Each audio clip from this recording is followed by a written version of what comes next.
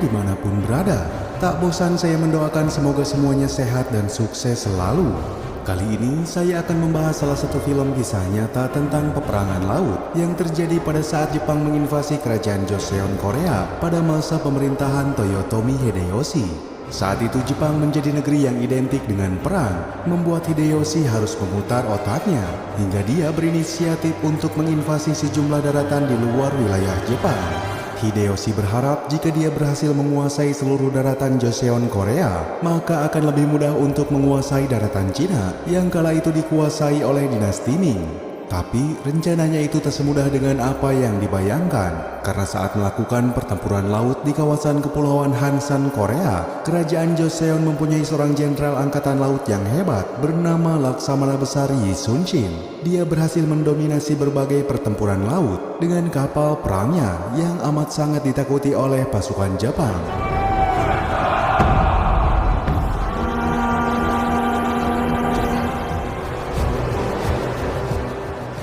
Lalu bagaimana kisah selengkapnya? Langsung saja kita simak alur cerita dari film Hansan Rising Dragon.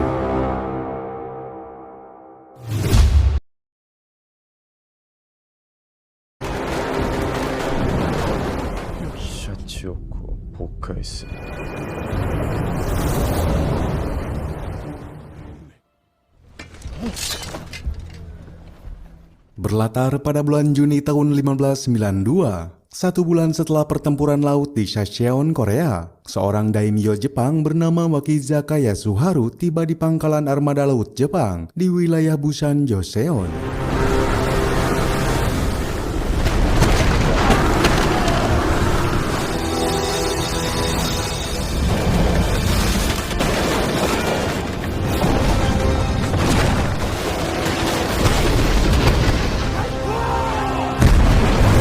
Di sana dia ditugaskan untuk mengambil alih komando sisa-sisa pasukan Jepang serta melawan ancaman yang ditimbulkan oleh Laksamana Yi Sun-shin lewat kapal perang Gubokseon miliknya. Karena diketahui kapal perang itu berhasil menghancurkan moral pasukan Jepang, hingga beberapa di antaranya menjadi ketakutan yang menjadi salah satu virus yang akan merugikan pihak Jepang. Dan atas hal itu Wakizaka segera memerintahkan untuk mengeksekusi para tentara yang depresi itu. その李承信と申す者が新たに作りしゅんね。渤海戦。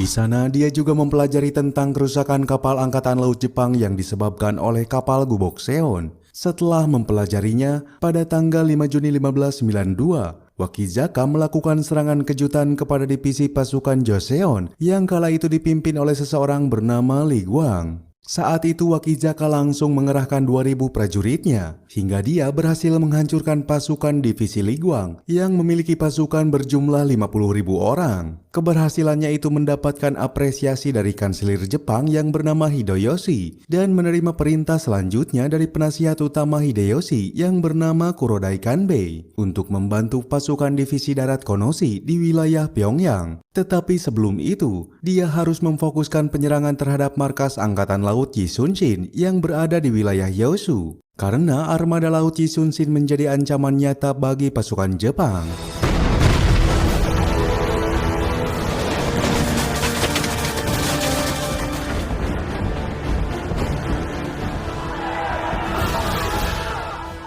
Dari sana, Kurodai menasihati Wakizaka untuk tak bersikap gegabah dalam melakukan penyerangan seorang diri. Dia kembali menyarankan agar Wakizaka melakukan serangan gabungan dari semua divisi yang ada di sana. Untuk itu, dia meminta bantuan dari armada laut yang dipimpin oleh Kato Yoshiaki sebagai armada laut Jepang yang memiliki kekuatan hampir setara dengan armada laut Yi Sun-shin.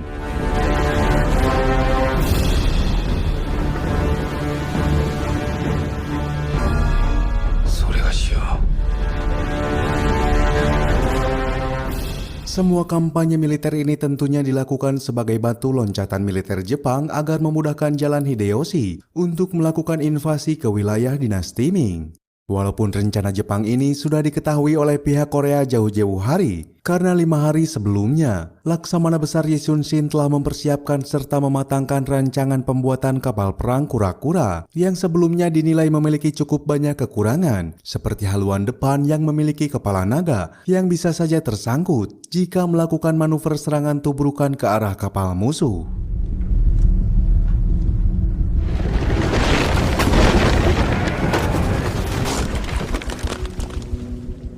Di sela situasi itu, seorang sersan Joseon bernama Song Huirip menghadap Laksamana Besar Yi Sun-shin untuk memberitahukan acara pertemuan dengan para petinggi militer guna membahas dan mengevaluasi kekalahan pada saat peperangan di wilayah Gunung Gwanggyeoshan. Dan acara itu dilangsungkan di Markas Besar Angkatan Laut Jeolla di kota Yeosu.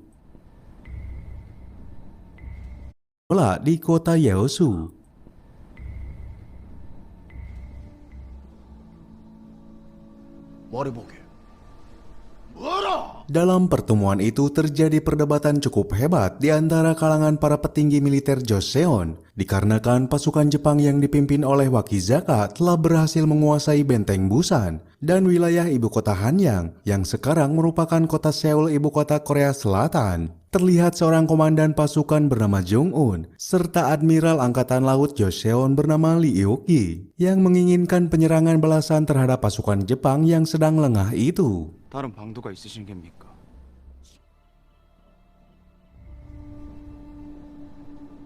Tetapi niatan mereka ditentang oleh petinggi angkatan laut lainnya, salah satunya bernama Wong Yun sebagai ahli strategi perang kerajaan Joseon. Dia beralasan saat ini Joseon diharuskan dalam posisi bertahan, bukan dalam opsi menyerang. Pasalnya Jepang memiliki jenderal perang yang sangat tangguh dan susah untuk dikalahkan, yang menyebabkan kekalahan telak dalam pertempuran di Gunung Gwanggyeoshan. Dan atas hal itu, Wong Yun berinisiatif untuk menggabungkan seluruh armada angkatan laut yang akan dipusatkan di pangkalan Jeolla. 그러니 우리가 먼저 움직여 타격해야 합니다. 뭐라?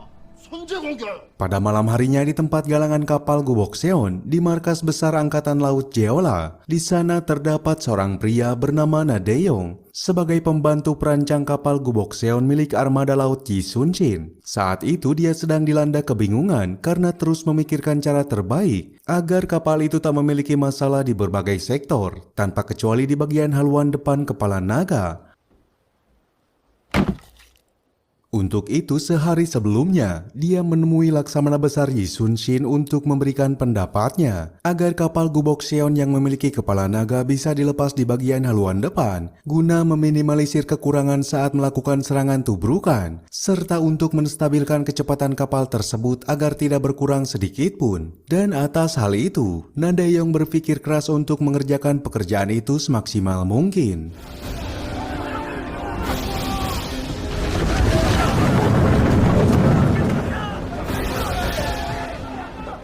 Di tempat lain, Laksamana Besar Yi Sun-shin masih terus memikirkan kekalahan pasukan Joseon di Gunung Gwanggyeoshan. Dan di saat itu pula masalah lain datang, saat surat yang dituliskan oleh Raja Sunjo telah diterima, yang isinya ternyata dia memilih hengkang dari benteng Pyongyang untuk menuju wilayah Uiju. Di saat yang sama, perwira veteran Komandan Angkatan Laut bernama Oh Yong-dam dipanggil untuk diberitahukan kabar mengenai Raja Sunjo yang pergi dari sana. Lantas dia mengklaim bahwa Raja Sunjo sengaja pergi ke wilayah perbatasan menggunakan jalur barat laut untuk meminta perlindungan dari kerajaan Ming yang berada di sana.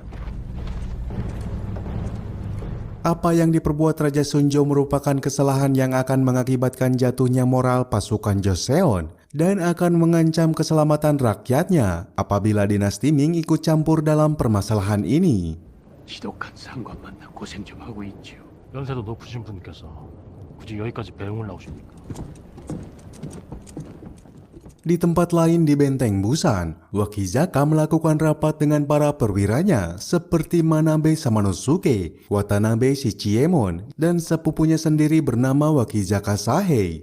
Mereka di sana mempelajari kapal-kapal Joseon sedetail mungkin yang memiliki banyak variasi tembakan meriam dari beberapa ratus meter.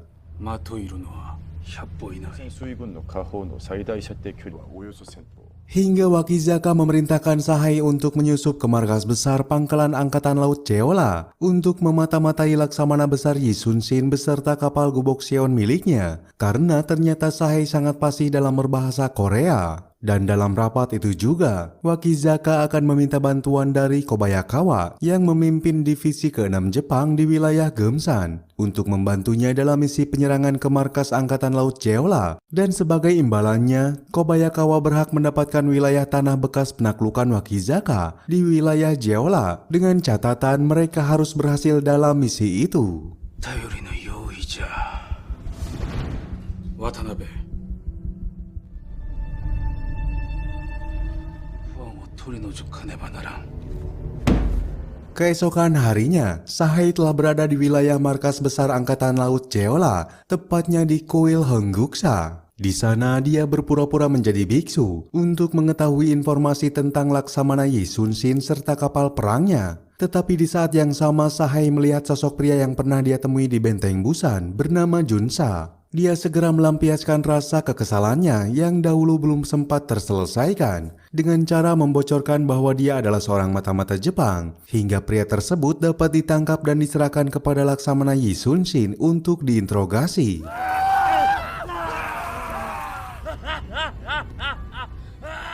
Pada malam harinya, pria tersebut diadili untuk mendapatkan informasi tentang pergerakan pasukan Jepang. Tetapi Junsa enggan menjawabnya, seraya menyuruh Joseon untuk menyerah, karena memang satu persatu wilayah Joseon telah berhasil direbut oleh pihak Jepang. Tapi dengan sifat rendah hati yang dimiliki Laksamana Yi Sun-shin, hati Junsa menjadi luluh dan bersedia mengabdi kepada Laksamana Yi Sun-shin sebagai mata-matanya. 의와 불의의 싸움이지.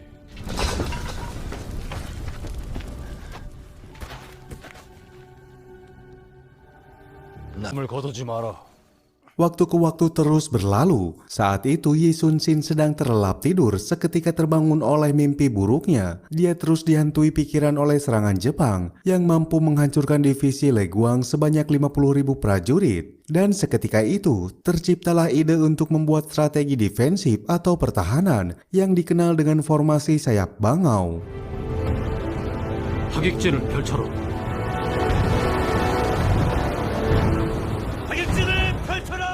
3 hari sebelum perang laut dimulai, Laksamana Yi Sun-shin mencoba mempraktekkan formasi defensif sayap bangau tersebut untuk diuji kemampuannya dalam sebuah latihan yang dilakukan bersama kalangan petinggi perwira Angkatan Laut Joseon serta para tawanan perang.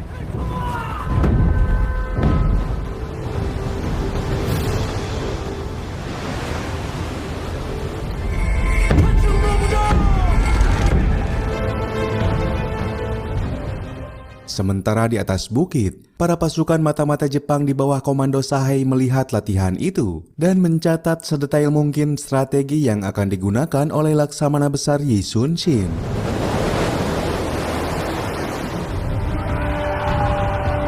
손해라.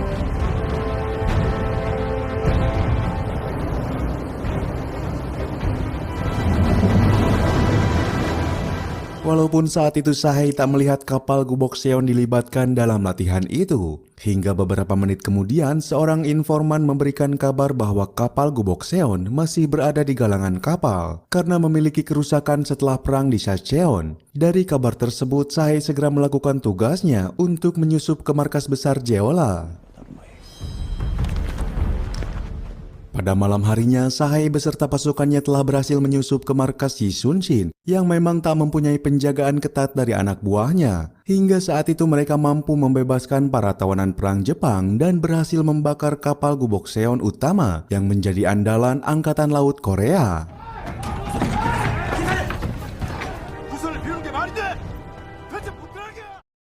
Situasi kerusuhan tersebut, Sahai segera bergegas pergi ke ruangan dokumen untuk mencuri salinan blueprint rancangan gambar kapal gubok Seon. Tapi rencana tersebut dapat diketahui oleh prajurit Joseon, dan pada saat itu pula Junsa memutuskan untuk menolong Sahai, hingga mereka bisa melarikan diri dan berhasil membawa salinan gambar rancangan kapal gubok Seon.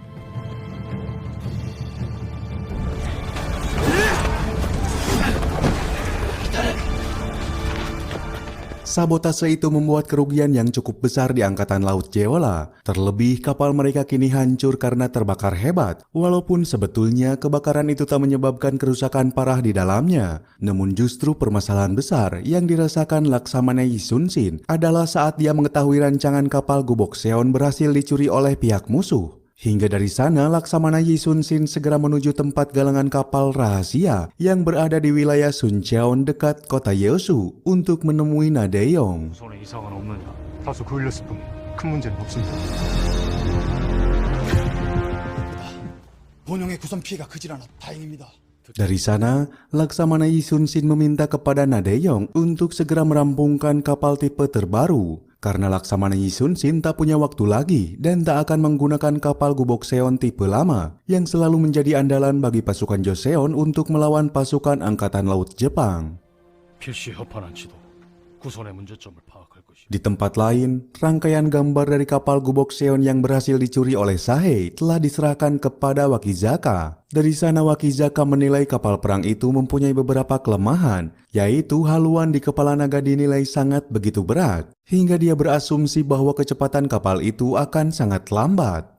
Hal tersebut dibenarkan oleh Junha sebagai prajurit Jepang yang sudah mengenal karakteristik kapal Gubok Seon. Dia juga berpendapat jika kapal Gubok Seon itu melakukan serangan khas menabrakkan diri, kemungkinan besar kepala naga itu akan tersangkut. 言葉のように万が一我らがまともに備え相まってまさに昭和の時 Tapi informasi kelemahan kapal musuh itu ternyata belum membuat Wakizaka percaya diri. Pasalnya saat ini dia masih merasa khawatir dengan para pasukan Jepang yang masih dihantui rasa trauma dan ketakutan oleh kapal Gubok Seon tersebut. Hingga perdebatan kembali terjadi antara perwira Jepang dengan Junha sang mata-mata yang memiliki penilaian berbeda.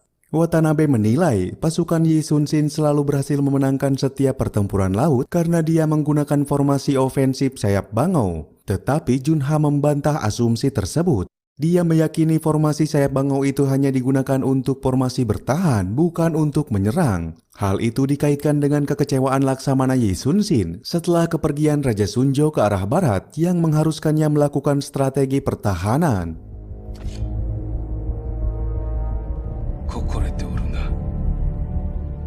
Di saat yang sama, bantuan aliansi Jepang dari armada laut Kato Yoshiaki telah sampai ke wilayah Busan untuk bekerja sama dengan Wakizaka guna menaklukkan daratan Joseon serta menghancurkan dominasi Angkatan Laut Yi Sun-shin.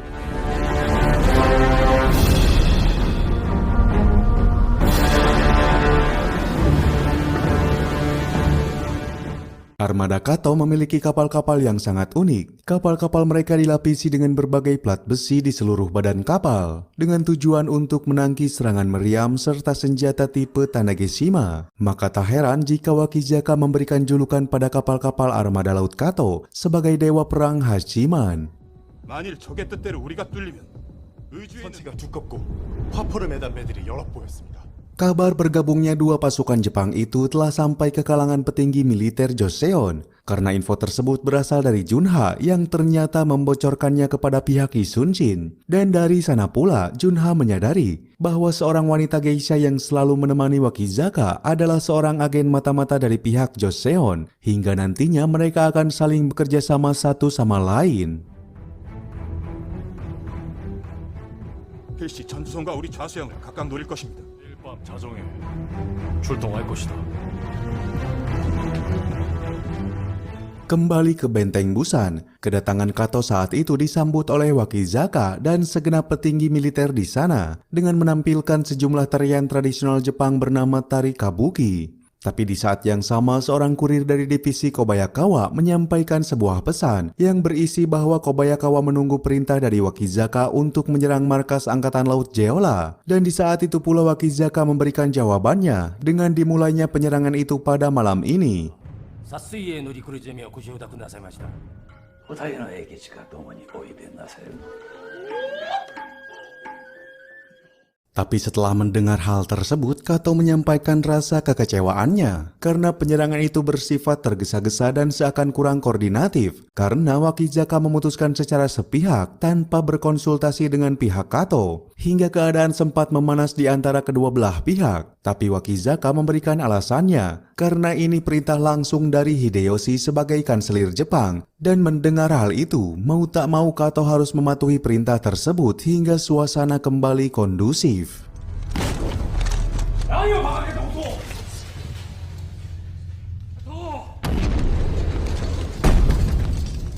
Di sela kejadian itu, wanita geisha yang tak diketahui namanya menghampiri Junha yang sejak dari tadi berada di balik tirai.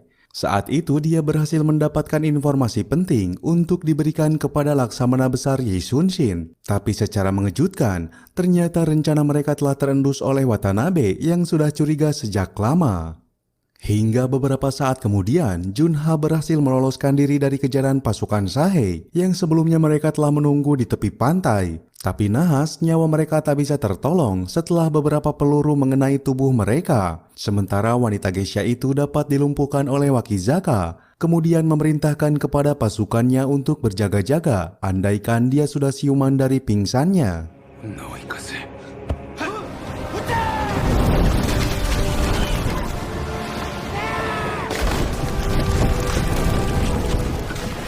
Dari kondisi tersebut, para pekerja pembawa amunisi dan pasukan lainnya dijadikan kambing hitam. Mereka yang memang tak punya dosa dan salah telah dituduh menjadi mata-mata, hingga beberapa di antaranya harus menjadi korban kekejian Wakizaka.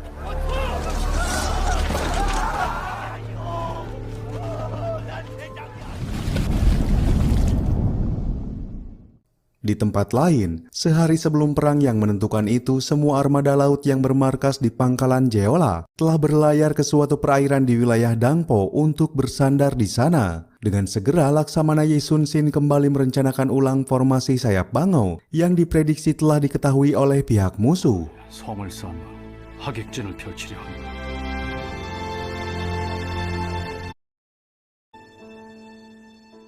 Sementara di saat yang sama di wilayah Benteng Busan, ternyata telah terjadi peperangan antara kubu Kato dengan kubu Wakizaka. Karena saat itu Wakizaka memiliki niatan untuk merebut kapal-kapal perang milik armada Kato, dengan dalih serta ambisi dia untuk mendapatkan apresiasi tinggi dari Hideyoshi. Karena mereka tak ingin kalah pamor atas ketertinggalannya dari divisi Konishi dan Kiyomasa yang sudah hampir menuju wilayah kekuasaan dinasti Ming.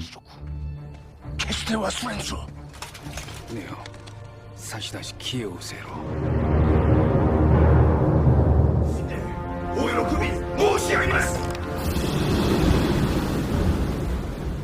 Atas penyerangan itu, Kato harus menerima kekalahannya dan menyerahkan semua kapal-kapal perang kepada Wakizaka. Dan di sela kejadian itu, Junha berhasil membebaskan wanita geisha tersebut, seraya memberikan misi kepadanya untuk menyampaikan surat kepada Laksamana Yi Sun-shin yang berisikan bahwa divisi ke-6 Jepang yang dipimpin oleh Kobayakawa akan melakukan serangan serentak ke markas Angkatan Laut Jeolla dengan melewati jalur wilayah Ungchi yang di sana juga terdapat benteng Joseon.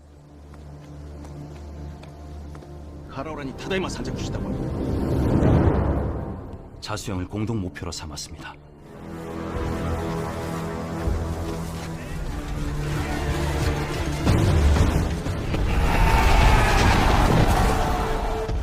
Setelah berhasil merebut kapal-kapal Kato, seorang informan Wakizaka memberikan informasi bahwasanya dia telah melihat armada Yi Sun-shin telah berada di wilayah Dangpo. Untuk itu Wakizaka memutuskan untuk bertempur di Selat Gyeoneryang dan meyakini bahwa mereka dapat memenangkan pertempuran itu karena medan di sana cukup sempit dan tak memungkinkan bagi pihak Korea untuk menggunakan formasi sayap bangau.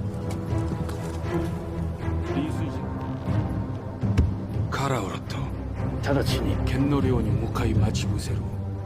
龍神の戦の俺にやはり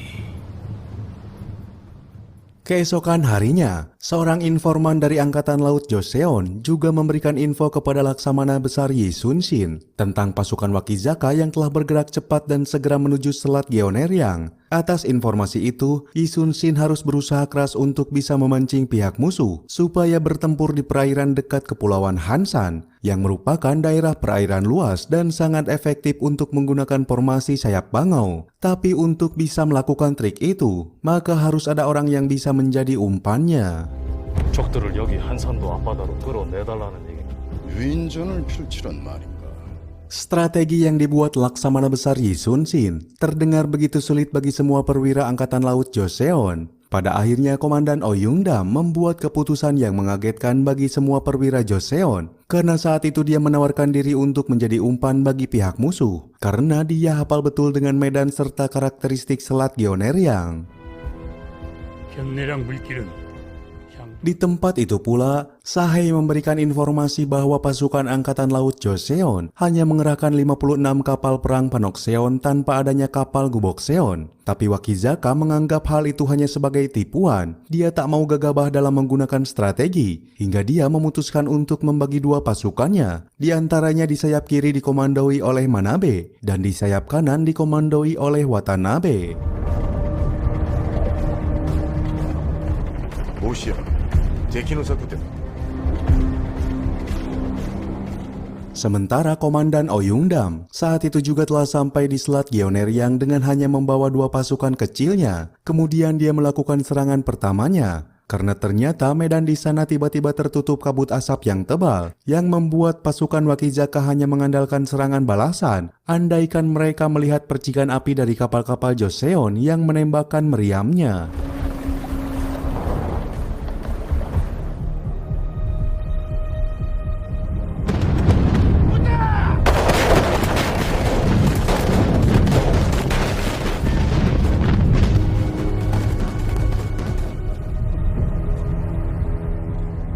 Beberapa menit kemudian, kabut di sana perlahan-lahan mulai hilang, dan di saat yang sama, Wakizaka tercengang saat ternyata dia hanya melihat 3 kapal Panokseon yang menyerang armadanya. Hal itu membuatnya tersinggung kepada Laksamana Yi Sun-shin yang telah meremehkan dirinya. Dan untuk melampiaskan kemarahannya, dia memerintahkan Manabe yang berada di sayap kiri untuk menyergap dan menghancurkan armada Oh Yung-dam.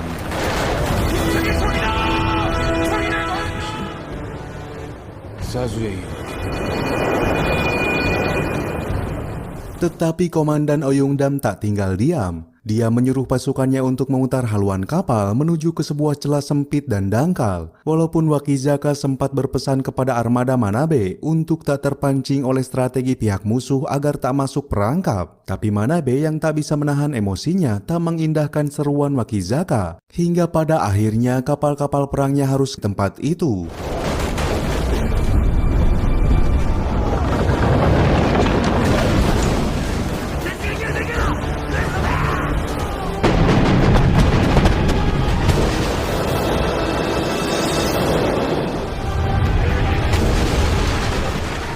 Tapi ternyata kejadian itu belum berhasil memancing amarah Wakizaka, walaupun sudah kehilangan satu komandannya. Hingga atas hal itu Laksamana Yi Sun-shin harus mengerahkan armadanya maju ke mulut Selat Gyeoneryang untuk kembali memancing pihak musuh dengan menggunakan formasi mata panah. Dan pada akhirnya, untuk pertama kalinya Angkatan Laut Joseon menampakkan dirinya di hadapan armada Wakizaka.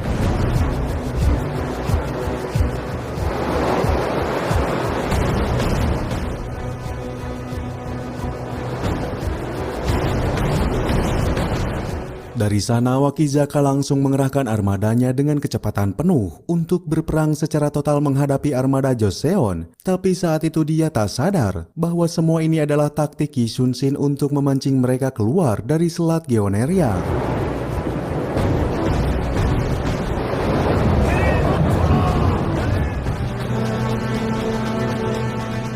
Dengan penuh percaya diri, Wakizaka terus berambisi untuk menghancurkan armada Angkatan Laut Joseon. Dia menggunakan formasi sisik ikan untuk melawan formasi sayap bangau pihak musuh. Hingga hal tak terduga terjadi saat kapal-kapal perang Wakizaka terkena tembakan meriam dari arah yang tak disangka-sangka. Dan itu merupakan tembakan meriam dari kapal Gubokseon yang ternyata selama ini disembunyikan dan dikomandoi oleh Nah Dae-yong.